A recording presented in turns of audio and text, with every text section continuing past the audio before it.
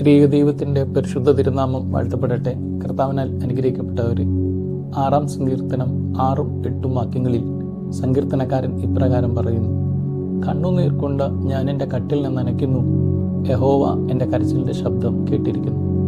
പലവിധമായ ഞെരുക്കത്താൽ, ഭാരങ്ങളാൽ ഭ്രമിച്ചും തളർന്നും പോയവരുണ്ടാകും. ജീവിത പ്രാരാബ്ധങ്ങളാൽ വലയുന്നവരുണ്ടാകും. രാവെന്നോ പകലെന്നോ വ്യത്യാസമില്ലാതെ ദൈവസന്നിധിയിൽ നിലവിളിച്ച് പ്രാർത്ഥിക്കുന്നവരുണ്ടാകും. വ്യത്യസ്തങ്ങളായ ജീവിതാവസ്ഥകളെ ഓർത്ത് ഉറക്കമില്ലാതെ ജീവിതത്തെ മുൻപോട്ട് കൊണ്ടുപോകുന്നവർ, രാത്രി മുഴുവൻ ദൈവത്തോട് കരഞ്ഞ് നിലവിളിച്ച് പ്രാർത്ഥിക്കുന്നവർ. 1 ശമൂവേൽ 1-ാം അധ്യായം 10-ാം വാക്യത്തിൽ ഹന്ന ദൈവസന്നിധിയിൽ മനോവ്യസനത്തോടെ യഹോവയോട് പ്രാർത്ഥിച്ച് വളരെ കരഞ്ഞുവെന്ന് രേഖപ്പെടുത്തിയിരിക്കുന്നു.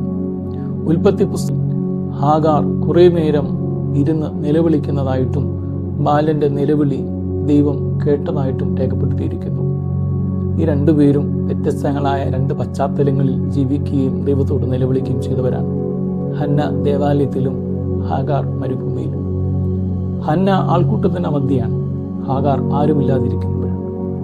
നമ്മളെ ആര് കണ്ടാലും ആര് കണ്ടില്ലെങ്കിലും, ഏത് ആൾക്കൂട്ടത്തിലാണെങ്കിലും തനിച്ചാണെങ്കിലും ദൈവത്തോട് കരഞ്ഞ് നിലവിളിച്ച് പ്രാർത്ഥിക്കുമ്പോൾ ദൈവം നമ്മളെ കാണും, നമ്മളെ കേൾക്കും.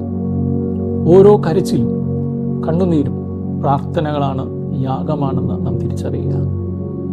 നാം ദൈവസന്നിധിയിൽ കരഞ്ഞ് നിലവിളിച്ച് പ്രാർത്ഥിക്കുമ്പോൾ ദൈവം കേൾക്കുന്നു എന്നുള്ളത് മറന്നു പോകരുത്.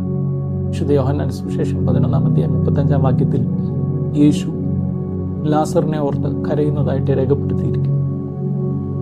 ദൈവത്തിൻ്റെ ആ കരച്ചിൽ, യേശു ക്രിസ്തുവിൻ്റെ കരച്ചിൽ ജീവന്റെ തുടിപ്പായിട്ട് മാറുകയാണ്. നമ്മുടെ കരച്ചിൽ ജീവന്റെ തുടിപ്പായി മാറും.